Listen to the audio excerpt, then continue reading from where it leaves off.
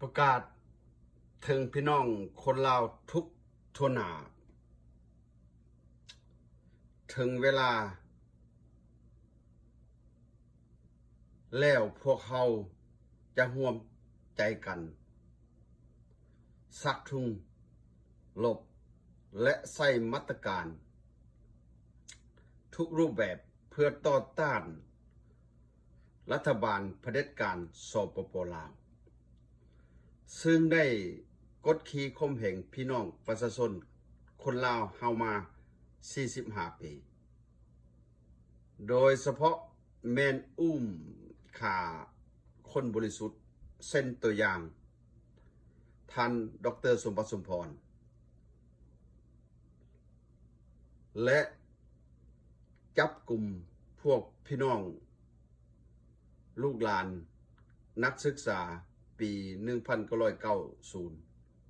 1990พวกเขา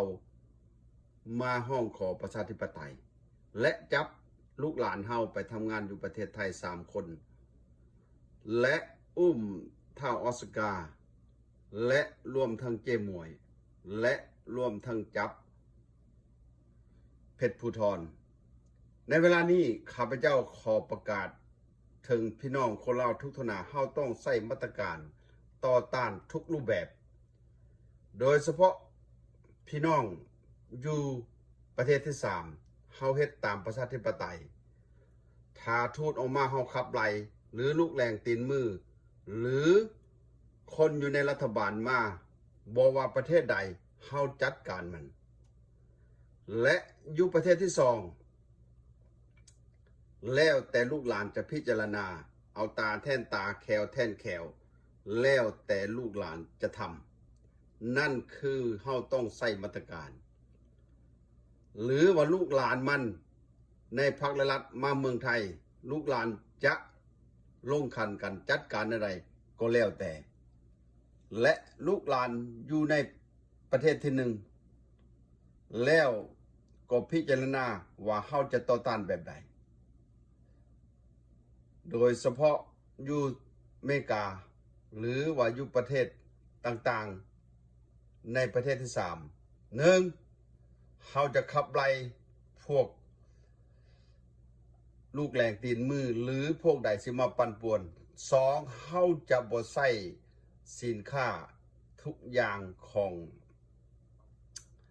สปป.ลาวโดยเฉพาะคือเบียร์ลาวของลูกคำไต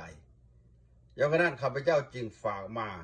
ถึงเวลาเฮาต้องใส่มาตรการเด็ดเดียวต่อต้านพวกนี้ให้มันฮู้ว่าพวกเฮาต้องเอาจริงเอาจังและเฮาต้องร่วมพลังกันนี่คือขอฝากมาสบายดีอันนี้คือทหารกล้าลูกหลานนักรบใต้ดินเฮาซึ่งที่เขาบ่เอาระบอบเผด็จการลูกหลานเฮาพร้อมที่จะร่วมมือยกขนั้นพวกเฮาขอสรรเสริญเยินยอสำหรับลูกหลานที่บ่เอารัฐบาลและบ่เอาระบอบเผด็จการนี้เขาได้จูดทุ่งและพวกเฮามีกำลัง